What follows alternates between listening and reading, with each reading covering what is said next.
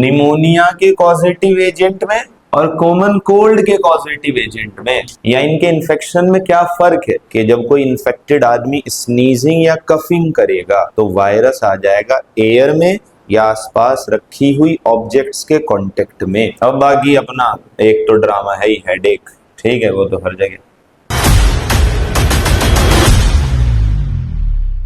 Bacterial complete हो गए, अब वायरल डिजीज पढ़ते हैं, ठीक है। एक ही डिजीज है वायरस वाला जो आपको पढ़ना है, वो है कॉमन कोल्ड। देखो देख बेटा, इधर ध्यान दे। अब ना एक पैटर्न अपने दिमाग में बैठा लो, 5-7 डिजीज पढ़नी है, पैटर्न यही है।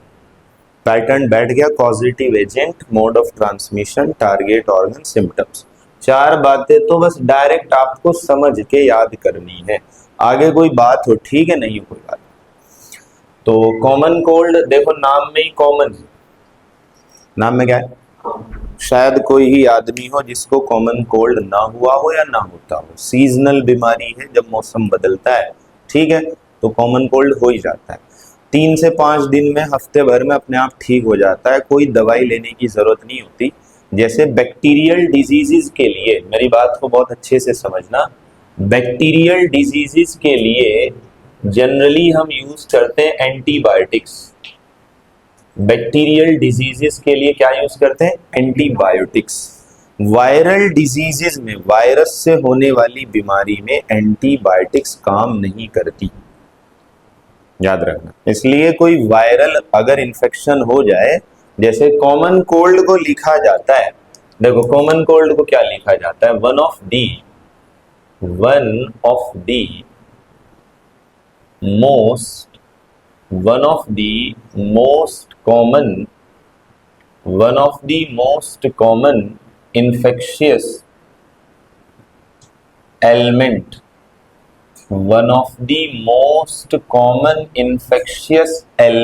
ailment मतलब रोग, infectious मतलब फैलने वाला।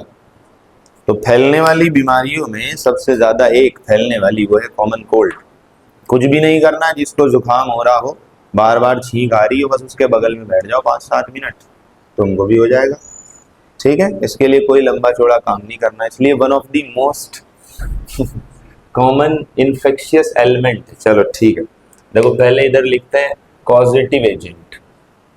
कॉमन कोल्ड का कॉजेटिव एजेंट, पॉजिटिव एजेंट बेटा आपने याद करना है, बहुत सारे वायरस होते हैं जो कॉमन कोल्ड कॉज करते हैं, जिसमें सबसे कॉमन है ये वायरस का ग्रुप है, ग्रुप, अकेला कोई वायरस नहीं है, ये वायरस का ग्रुप है, जिनको क्या बोलते हैं, राइनो वायरसेस। क्या बोलते हैं, राइनो वायरस। राइनो वायरसेस क्या है, वायरस का ग्रुप जो कि कॉमन कोल्ड के लिए रिस्पॉन्सिबल होते हैं, राइनो वायरसेस, ठीक है।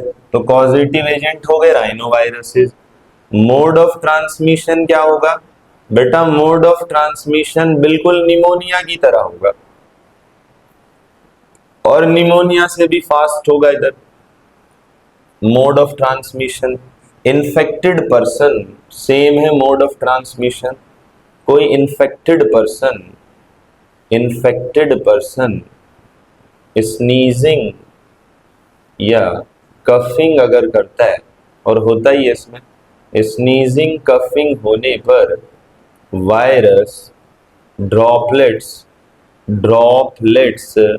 या एरोसोल्स के थ्रू आ जाएंगे एयर में या ऑब्जेक्ट्स के कांटेक्ट में, आसपास रखे हुए जो सामान, और यहां से चले जाएंगे अनदर पर्सन लिख दो आप, या हेल्दी पर्सन लिख दो, इसमें कोई बहस करने वाली बात नहीं है, ये तो नॉर्मल सी बात है। बस तरीका वही है निमोनिया जैसा, कि जब कोई इन्फेक्टेड आदमी स्नीजिंग या कफिंग करेगा तो वायरस आ जाएगा एयर में या आसपास रखी हुई ऑब्जेक्ट्स के कांटेक्ट में, और वहां से दूसरों के कांटेक्ट में आ गया तो उनको फैल जाएगा, उनको हो जाएगा इन्फेक्शन। बोलो क्लियर। तो पॉजिटिव एजेंट है ग्रुप, नाम है राइनो वायरसेस, एंट्री होगी एयर के थ्रू या ड्रॉपलेट्स इन्फेक्शन बोलते हैं। बेटा टारगेट ऑर्गन बड़ा इंपॉर्टेंट है, इसको समझिएगा। राइनो वायरसेस जो है ना वो टारगेट करते हैं, इस पर नीट में क्वेश्चन आ चुका, राइनो वायरसेस टारगेट करते हैं अपर रेस्पिरेटरी ट्रैक्ट।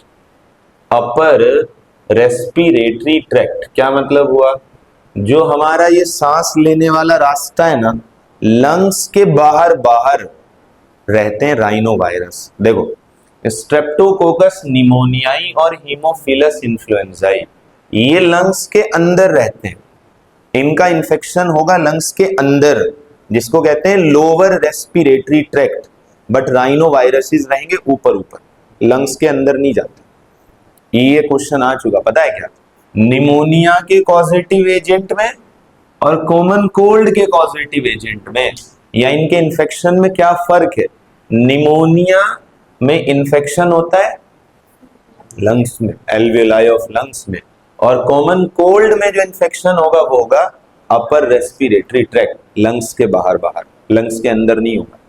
अब बेटा ये जो वायरस है, जब ये हमारे नोज में, नेजल कैविटी में, थ्रोट में, यहां पर जब इन्फेक्शन कॉज करते हैं, बात को समझिएगा, तो जो हमारा ट्रैक्ट है रेस्पिरेटरी ट्रैक्ट, उसकी जो वॉल है, जब ये वायरस वहां पर इन्फेक्शन कॉज करते हैं तो उस रेस्पिरेटरी ट्रैक्ट के पीछे जो ब्लड वेसल्स होती हैं, ब्लड वेसल्स जिनमें ब्लड फ्लो करता है, तो वो ब्लड वेसल्स इन वायरसेस को मारने के लिए रिएक्शंस कॉज करते हैं।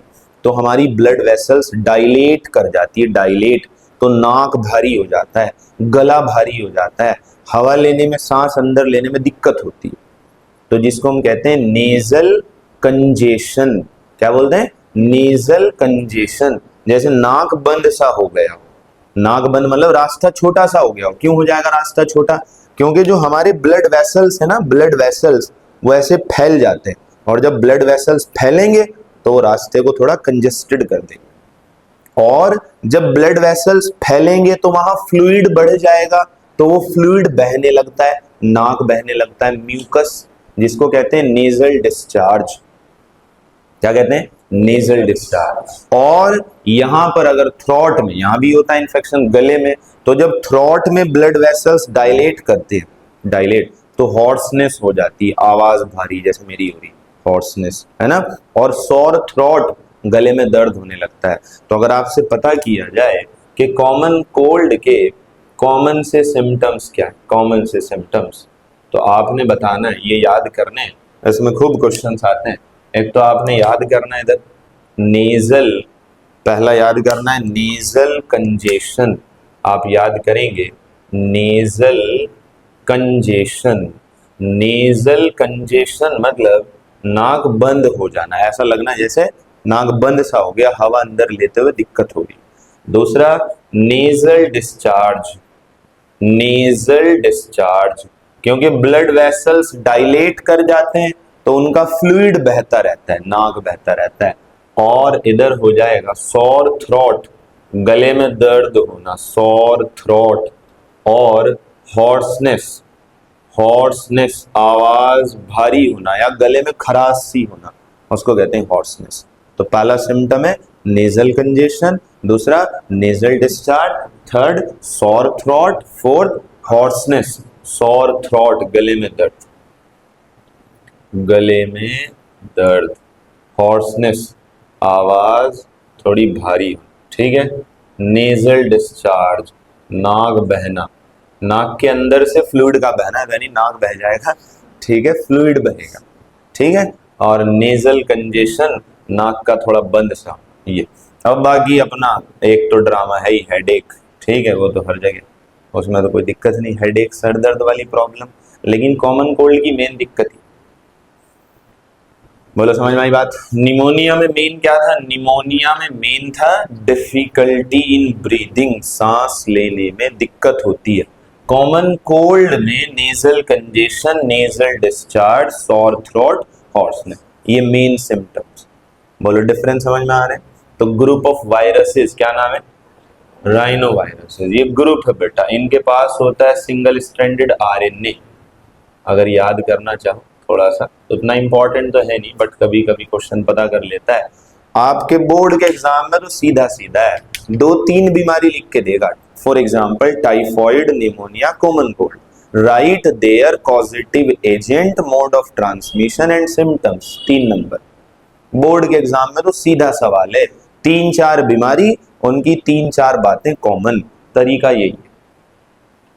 क्लियर हो गई बात। बाकी बेटा 3 to 5 डेज का इंफेक्शन होता है, 3 से 5 दिन में अपने आप ठीक हो जाता है।